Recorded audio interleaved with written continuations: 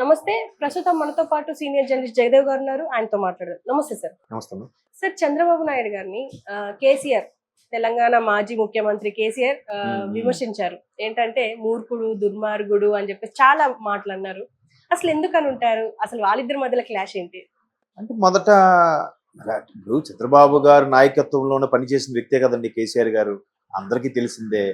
అప్పట్లో ఉన్న మీడియా కథనాల ప్రకారం ఏంటంటే ఈయనకి మినిస్టర్ పదవి ఇవ్వలేదనే కోపంతో ఈయన బయటకు వచ్చేసి మహానుభావుడు టైగర్ నరేంద్ర గారు ఎక్కడున్నారో ఆయనతో పాటు కలిసి తెలంగాణ రాష్ట్ర సమితిని పార్టీ పెట్టడం, తర్వాత ఉద్యమానికి ఊపిరి అంటే బీజం వేశారు. ఆ తర్వాత అక్కడ నుంచి టైగర్ నరేంద్ర అనే వ్యక్తి చాలా పవర్ఫుల్ పర్సన్ నిజంగా. అంటే రియల్ లైఫ్లో బయట ప్రపంచంలో ఎవరిని నాకు తెలిసి అలాగ టైగర్ అని ఎవరు అనరు. ఒక నరేంద్ర గారిని మాత్రం టైగర్ నరేంద్ర అనేవారు. మీకు ఐడియా ఉందో లేదో చూస్తే ఇట్లా పండు మీసాలు, కూలింగ్ గ్లాసు, బొట్టు భలే ఉండేవాడు ఆయన. సో ఈయన అనుకునే పెట్టారు. తర్వాత ఎందుకో ఈయనే లీడ్ తీసుకున్నారు, ఆయన సైడ్ అయిపోయారు. ఆ తర్వాత కొన్నాళ్ళు చనిపోయారు అనుకోండి, అది వేరే విషయం. సో అలాగ కొన్ని వార్తలు ఉన్నప్పుడు ఆ ఫీల్ ఉండిపోతుంది కదా, అరే నేను చక్కగా అందులో ఉండేవాడినో ఫీలింగో, లేదంటే ఒక విధంగా చంద్రబాబు నాయుడు గారు ఇవ్వకపోవడం వల్ల కదా ఈయన 10 ఏళ్ళు ముఖ్యమంత్రిగా చేశారు. ఒక ఉద్యమ నేత, తెలంగాణ జాతిపిత లాంటి బిరుదులు దక్కించుకోగలిగాడు కదా ఈయన. సో ఇప్పుడు ఏంటంటే ఖచ్చితంగా ఎలా అనిపిస్తుంది అంటే వాళ్ళ గురించి చెప్పుకోవాలంటే ఖచ్చితంగా పక్కోడిని విమర్శించాలి, ఏదో ఒకటి చెయ్యాలి. రాజకీయం అది తప్పదు. ఇప్పుడు ఈయన ఇన్ని రోజులు ఈయన 10 ఏళ్ళుగా ఉన్నప్పుడు అవేం పట్టించుకోలేదా? ఎప్పుడో ఈయన అబిడ్స్లోనూ వాటిలోనూ జోగులు దండి వాళ్ళకి ఇచ్చామని చెప్తున్నారు కదా. తర్వాత వాళ్ళకి అసలు సమస్య రాకుండా చేయొచ్చు కదా. మేము వచ్చిన తర్వాత ప్రభుత్వ పథకాలు పెట్టాం, వాళ్ళకి అందేలా చూసామని ఇప్పుడు చెప్తేలా? దీని మీద కూడా ఇప్పుడు ఇలాంటి విమర్శలు చేయడం వల్ల కూడా కొంతమంది సానుభూతి పరులు, ఫేవర్గా ఉండేవాళ్ళు వీళ్ళకి ఏంట్రా ఇప్పుడు వీళ్ళకి ఏంట్రా ఇలాంటి ఆలోచన అని అనిపిస్తుంది. దీనికి ఒక చిన్న ఎగ్జాంపుల్ కాదు, లైవ్ ఎగ్జాంపుల్ చెప్తాను. ఎట్లా అంటే జగన్మోహన్ రెడ్డి గారు కాంగ్రెస్తో విభేదించి ఓదార్పు యాత్రకు వెళ్ళకూడదని చెప్పారు. సరే, ఆయన విభేదించి బయటకు వచ్చేసారు, సొంతంగా పార్టీ పెట్టుకొని ఓదార్పు యాత్ర ప్రారంభించారు. ఇంకా ఓదార్పు యాత్ర ప్రారంభించిన మరుక్షణం నుంచి ఆయన చెందిన ఛానల్లో కాంగ్రెస్ ప్రభుత్వం మీద బురజల్లడం, సోనియా గాంధీ వారి మీద కొన్ని వ్యాఖ్యలు రాయడం గట్రా జరిగితే ఏమైందంటే అందులోనే ఆ పేపర్కి చెందిన వ్యక్తి మీడియా మిత్రుడే, వేరే అనవసరం, ఏం రాశారంటే అప్పటికి కిరణ్ కుమార్ రెడ్డి గారి గవర్నమెంట్ ఉంది, చూసారా కాంగ్రెస్ వైఫల్యం, ఓల్డ్ సిటీలో ఒక ముస్లిం బాలికల పాఠశాల ఎంత దీనస్థితిలో ఉంది, ప్రభుత్వం ఇంత నిర్లక్ష్యం తగదు అన్నట్టుగా రాశారు. మీకు ఇప్పుడు ఏమర్థమైంది? ఆ పేపర్లో కాంగ్రెస్ ప్రభుత్వంకి బాలికల నిర్లక్ష్యం గత 10 ఏళ్ళుగా పట్టించుకోవట్లేదు అన్నట్టు రాశారు కదా. కిరణ్ కుమార్ రెడ్డి గారు ముఖ్యమంత్రి అయిన ఒక సంవత్సరం ముందు వరకు ఎవరున్నారు ముఖ్యమంత్రిగా? రాష్ట్ర తండ్రి గారే ఉన్నారు. మరి ఆయన ముఖ్యమంత్రిగా చేసినప్పుడు ఆ బాలికల పాఠశాల ఆయన పట్టించుకోవచ్చుగా. మరి ఆయన ఏం చేశారు? అంతకుముందు 5 ఏళ్ళు పరిపాలించారు కదా, మరి అప్పుడు అది చెప్పొచ్చు కదా. అంటే రాజకీయం అనేసరికి మేము గతంలో చేసిన గుర్తుండదు, మర్చిపోయి వెంటనే ఈ ప్రభుత్వం పట్టించుకోలేదు. నువ్వు అంతకుముందు ప్రభుత్వం మీదే కదా, మీరేం చేశారని. పోని చంద్రబాబు నాయుడు గారు పట్టించుకోలేదు, ఇవ్వలేదు. మీరు అసెంబ్లీ నియోజకవర్గాలకు ఎమ్మెల్యేలుగా ఉన్నప్పుడు మీకంటూ నియోజకవర్గం కొన్ని ఫండ్స్ ఉంటాయిగా, మరి ఆ ఫండ్స్లో మీరు కేటాయించి మీరు ఏదో ఒకటి చేయొచ్చుగా. మరీ ఇలాగా అందరినీ దండుకొని చేయాల్సిన అవసరం ఏముంది? ఏమ్మా 7 లక్షల వరకు దండుకొని ఇచ్చాను అని ఏదో చెప్తున్నారు ఆయన. ఆ రోజుల్లో ఆయనకి ఒక అసెంబ్లీలో ఒక ఇంచుమించు అప్పటికో 2-3 సార్లు ఎమ్మెల్యేగా గెలిచిన వ్యక్తికి 6-7 లక్షలు పెద్ద సమస్య. ఈయన నలుగురికి గ్యాదర్ చేసేవాల్సిన అవసరం, ఒక ఫోన్ కూడా పని అయిపోదా? అంటే రాజకీయ లబ్ధి కోసం, మైలేజ్ కోసం ఎన్నైనా మాట్లాడచ్చు, ఎన్నైనా చెప్పచ్చు. ఇంతకుముందు ఆ పేపర్ ఎగ్జాంపుల్ చెప్పినట్టుగా అంతే కదా. ప్రతి ఒక్కరు అలాగే మాట్లాడతారు.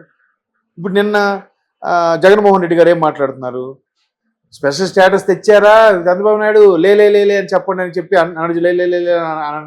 అనండి అని చెప్పారు కదా. మరి ఆయన 5 ఏళ్ళు అయిపోతే నెక్స్ట్ 5 ఏళ్ళు ఎవరున్నారు? ఈయనే కదా ఉన్నాడు. మరి ఈయన తెచ్చాడా? లే కదా. అలాగే పోలవరం పూర్తి చేశాడా చంద్రబాబు నాయుడు అని ఈయన అడుగుతున్నాడు, జగన్మోహన్ రెడ్డి ఆయన అడుగుతున్నాడు. లే చెప్పండి అంటే అందరూ 2 చేతులు ఊపి లేదు అంటున్నారు. మరి 5 ఏళ్ళు ఎవరున్నారు? అది ఎంత సిల్లీగా అనిపించట్లేదు? అలాగే కేటీఆర్ గారు ఎన్నికల ముందు బీఆర్ఎస్గా పేరు మార్చారు. భారత రాష్ట్ర సమితి అంటే మీ ఉద్దేశం ఏంటి? తెలంగాణ ఉద్యమం టైంలో తెలంగాణ కోసమే పుట్టింది, అన్ని రక్తం చించుకొని రక్తం కార్చి మరీ చేశామని చెప్పారు. ఎప్పుడైతే 2 సార్లు గవర్నమెంట్ వచ్చేసిందో ఇంకా అయిపోయింది. ఇప్పుడైతే భారత రాష్ట్రం అంటే పక్క రాష్ట్రాలు కూడా మెల్లగా విస్తరించాలి, అది కాన్సెప్ట్. మరి ఇప్పుడు ఒకప్పుడు ఇదే తెలంగాణ ఉద్యమం, నువ్వు ఆంధ్రవాడు ఇక్కడి కింద వచ్చి వెళ్ళిపో, ఒకసారి మీకు లైవ్లో చూపిస్తాను. హరీష్ రావు గారు ఇలాగే జీప్ని ఎక్కిస్తుంటే ఒక కానిస్టేబుల్ పట్టుకుంటే నువ్వు ఆంధ్రవాడు చెప్పు, అందుకే ఇలా దురుసుగా బిహేవ్ చేస్తావు అని అన్నారు. మరి ఇప్పుడు ఆంధ్రాలో అందరూ కావాలా మరి కదా? అలా అంటూనే ఇంకేం చేశారు? చంద్రబాబు గారు అరెస్ట్ అయిన తర్వాత పక్క రాష్ట్రాలతో మాకేం సంబంధం, పక్క రాష్ట్రంలో ఓట్లు వెళ్ళడానికి వెళ్ళొచ్చంట, పక్క రాష్ట్రం మాకే సంబంధం అంట. కాంట్రవర్సీ అయిపోలే స్టేట్మెంట్. సో అట్లాంటి వల్ల దానివల్ల కూడా కొంత బ్యాడ్ అయిపోయారు అని ట్రోల్స్ అయ్యాయి బాగా. ఆ తర్వాత ఆయన మళ్ళీ ఎక్స్ప్రెషన్ ఇచ్చుకోవడానికి అన్ని ఛానల్స్ తిరిగి డిబేట్లో కూడా పార్టిసిపేట్ చేశారు కేటీఆర్ గారు. మళ్ళీ ఇప్పుడు ఈయన చంద్రబాబు ఎప్పుడుదమ్మా చంద్రబాబు 2004 కదా, ఆ తర్వాత సీఎం అవలేదుగా. రాష్ట్రం విడిపోయిన తర్వాత అక్కడ సీఎం అయ్యాడు ఆయన మరి కదా. అప్పుడు టాపిక్ తలుచుకొని ఇప్పుడు మళ్ళీ చెప్పడం ఉద్దేశం ఏంటమ్మా? అంటే ఆయనకు తెలియకుండా మైలేజ్ వస్తుందనా, లేదా ఈ వీళ్ళని కప్పిపుచ్చుకోవడానికి ఎవరి మీద తోసియాలని టాపిక్ ఎత్తారా? ఓకే, ఆయన సందర్భం వచ్చింది కాబట్టి టాపిక్ ఎత్తారు అనుకోవచ్చు. టాపిక్ ఎత్తకుండా ఈ 10 ఏళ్ళలో ఒక రెజల్యూషన్, దానికి సొల్యూషన్ చూసి పెడితే అయిపోద్ది కదా. ఇప్పుడు ఒక ఊరికి రోడ్డు వేయలేదు చంద్రబాబు, ఎన్నిసార్లు చెప్పాను చంద్రబాబుకి ఏమంటే వేయలేదు. ఇంకా చంద్రబాబుకి నువ్వు వచ్చి హైవే టైప్ వేసి అబ్బా అది పాడవకుండా. ఇప్పుడు నేషనల్ హైవేస్ రోడ్స్ ఉండే స్టాండర్డ్స్ చూడండి, రూరల్లో ఆర్ఎన్బిఓలు వేసే స్టాండర్డ్స్ చూడండి. ఇవి ఎందుకు పాడవుతున్నాయి, ఎందుకు పాడవట్లేదమ్మా? Overall standards ఎలాగుంటాయి? ఇప్పుడు అక్కడెక్కడైతే మళ్ళీ వాటి గుంతలు పూడుస్తున్నారు. అది నేషనల్ హైవేస్ ఎలాగుంటాయి? అవి ఎందుకు పాడవట్లేదు, ఇవి ఎందుకు పాడైపోతున్నాయి? మరి అట్లాగే ఇవి కూడా నేషనల్ హైవే స్టాండర్డ్స్లో వేసేయచ్చు కదా. భూమికి ఒక కనీసం ఒక 4-5 అడుగులు లోతు వరకు వెళ్ళి అక్కడ నుంచి తిన్న మట్టి కంకర అన్ని వేసుకుని వచ్చి తారేయచ్చు కదా. నేషనల్ హైవేస్ అలాగే ఉంటాయి, వీటిలాగా ఉండవు. ఇవి ఒక 2 పొరలో వేస్తారు, ఇవి మహా అయితే ఒక అడుగు మందం వేస్తారేమో. అవి చూడండి నేషనల్ హైవేస్ చాలా లోతుగా తవ్వి వేస్తారు. అలా వేసేవచ్చు కదా. మళ్ళీ అలా వేయకుండా అబ్బా గత ప్రభుత్వం సరిగ్గా రోడ్లు వేయలేదబ్బా. ఇప్పుడు మొన్న ఎవరో ఒక ఆయన, ఒక వైసీపీ సర్పంచ్ ఒక గ్రామానికి మొన్న ఊరు వెళ్ళినప్పుడు పెళ్ళిళ్ళు కలిశారు. కలిసి మామూలు క్యాజువల్గా అడిగాను, ఎలాగా డెవలప్మెంట్ రోడ్లేనండి. రోడ్లు ఎందుకు? మరి గత ప్రభుత్వం స్ట్రాంగ్ వేసింటే మాకు పరిస్థితి వచ్చేది కాదు కదా అంటున్నాడు ఆయన. ఇంక దానికి ఏం చెప్తాను ఆన్సర్ చెప్పండి? గత ప్రభుత్వం స్ట్రాంగ్ వేయలేదంట, మరి మీరేం చేశారు 5 ఏళ్ళలో? కాబట్టి రాజకీయం అనేసరికి నాది లేదు, పక్కోడి మీద బురద జల్లేను, వాడి మీద తోసేయడమే. ఒకవేళ అదే బాగైతే నేనే చేశాను, నా మహిమ. బాగాలేకపోతే వాడి మహిమ. అయితే నా మహిమ, అవకపోతే నీ మహిమ, అయితే సామెత అన్నట్టుగా. అలాగా సందర్భం వచ్చినప్పుడు వాడొచ్చు, చెయ్యి.